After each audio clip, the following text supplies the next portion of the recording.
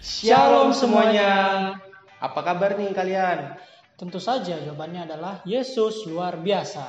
Aku harap kalian selama di rumah aja baik-baik aja ya. Amin, amin.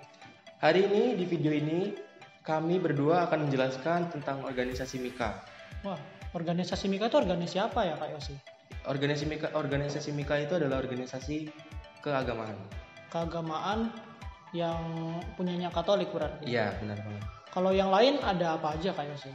Kalau Kristen ada Perisai, yang beragama Muslim ada Rohis. Kalau yang Katolik? Tentunya Mika. Oh iya, oke. Nah, jadi di organisasi Mika itu punya visi dan misi. Visi dan misi, wah keren banget, kayak organisasi kuliahan aja. Bisa dijelasin nggak?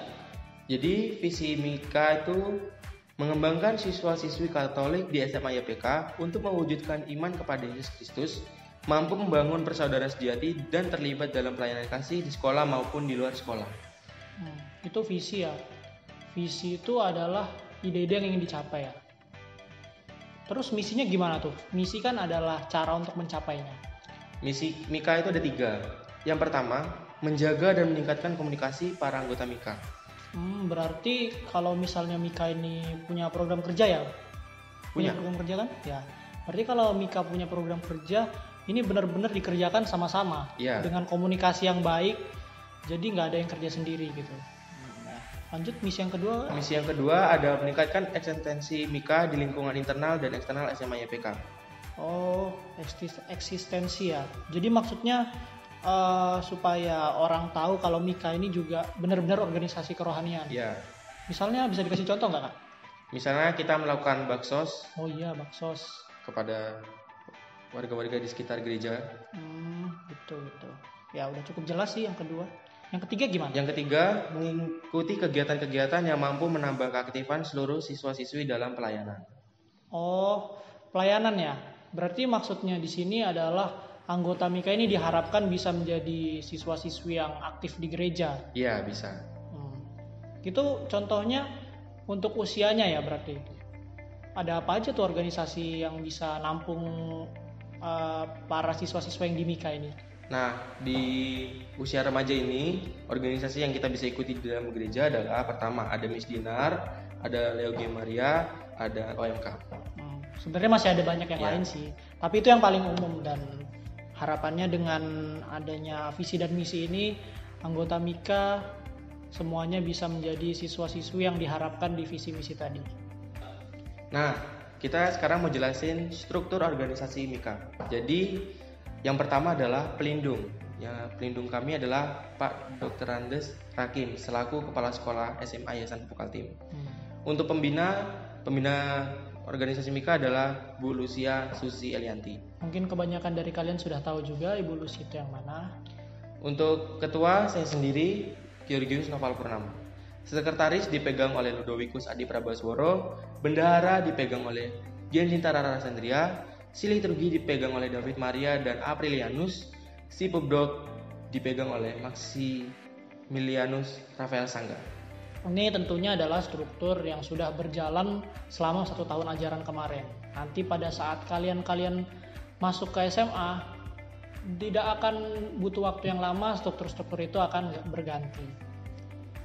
Nah, sekarang kita tuh mau jelasin program-program kerja yang ada di organisasi Mika. Program-program kerjanya ada berapa memang? Ada banyak. Banyak. Bisa disebutin nggak satu-satu? Bisa. Oke, silahkan disebutkan. Jadi, program kerja yang utama itu adalah ibadah mingguan.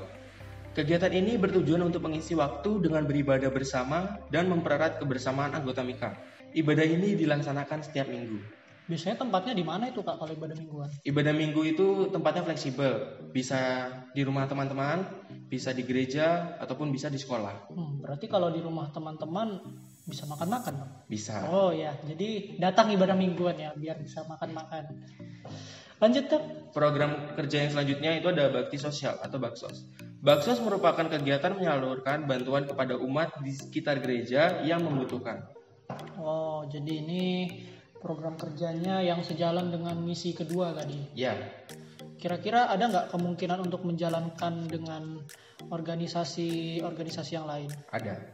Organisasi kerohanian kayak Perisai dan rohis gitu ya? Iya, benar banget. Oke. Program kerja yang selanjutnya ini adalah program kerja yang bisa dibilang program kerja yang besar, yaitu ada Natal. Natal adalah program kerja pertama yang diadakan Mika bersama dengan Perisai. Natal ini merupakan peringatan akan lahirnya Yesus Kristus untuk memulai karya penyelamatannya di dunia ini, sekaligus mempererat persaudaraan antar anggota Perisai dan Mika. Natal tahun ini diadakan pada tanggal 10 Januari 2020. Ini kalau untuk Natal, seperti yang sudah disebutkan tadi, adalah gabungan panitianya dari Perisai dan Mika. Untuk Kak Yose kemarin jadi panitia juga berarti? Iya. Dapat bagian apa tuh? Saya berada di bagian panitia acara. Oh, acara. Keren banget acara. Oke. Nah, dan untuk ini sudah seperti yang dibilang, ini benar-benar program kerja yang intinya adalah perayaan besar-besaran yang mengundang banyak tamu, dan kalian juga bakal merasakan menjadi panitia. Jadi ya, saya harap kalian bisa siap-siap juga mulai dari sekarang. Nah, ini program kerja yang selanjutnya hampir sama seperti Natal, yaitu Paskah. Paskah merupakan program kerja kedua yang diadakan Mika bersama dengan Perisai. Paskah ini merupakan peringatan akan wafat dan kebangkitan Yesus Kristus demi menebus semua dosa kita, sekaligus menjadi alih kepemimpinan dari kelas 11 menjadi kelas 10. Paskah tahun ini tidak diadakan karena ada wabah ini. Wabah corona. Iya. Ini juga sama seperti Natal karena dia hari raya yang benar-benar besar bagi kita. Jadi kita merayakannya bersama dengan saudara kita yang di agama Kristen. Tapi untuk tahun ini tidak jadi karena ada corona. Sebenarnya untuk perencanaan Paskah ini sedikit berbeda dengan Natal. Untuk tahun ini mau diadakan seperti retreat yang menginap. Tapi tidak jadi.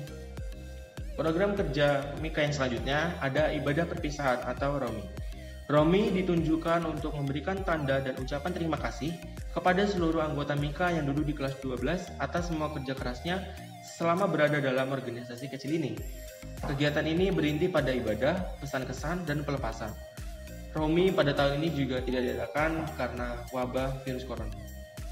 Sebenarnya sebagai gantinya untuk yang kelas 12 yang tidak bisa kita lakukan pelepasan kemarin, ada penghargaan berupa sertifikat yang bakal diberikan pada kelas 12 yang sudah lulus kemarin.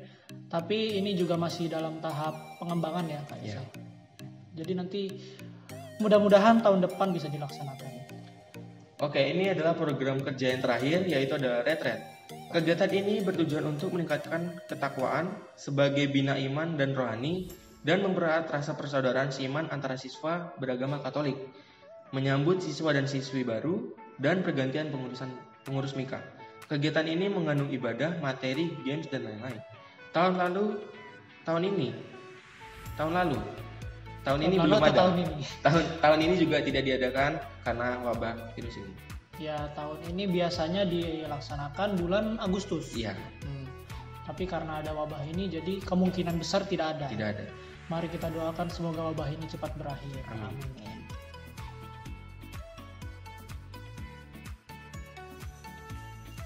Nah, gimana penjelasan dari Kak Danan Kak Yose? Sangat menarik bukan Mika? Nah, kali ini Mika akan mengadakan challenge untuk kalian. Challenge-nya apa? Challenge itu sangat mudah, yaitu mencari nama lengkap pastor yang ada di Bontang dan memberikan tanggal lahirnya serta tanggal imamatnya. Jika kalian menerima tantangan dari kami, silakan lihat di video berikutnya. Di sana tertera kontak person dan dapat kalian hubungi. Itu tadi sudah semua Kak Yose program kerjanya? Sudah. Nggak ada lagi yang mau dijelaskan? Sepertinya sudah tidak ada. Oke, untuk kali ini mungkin sekian dulu dari kami berdua. Jika masih ada yang ingin ditanyakan terkait dengan organisasi Mika, bisa menghubungi kontak person yang ada di bawah. Dan sekian, kami berdua undur diri. Saya Danan. Saya Georgius. Sampai berjumpa di SMA. Shalom.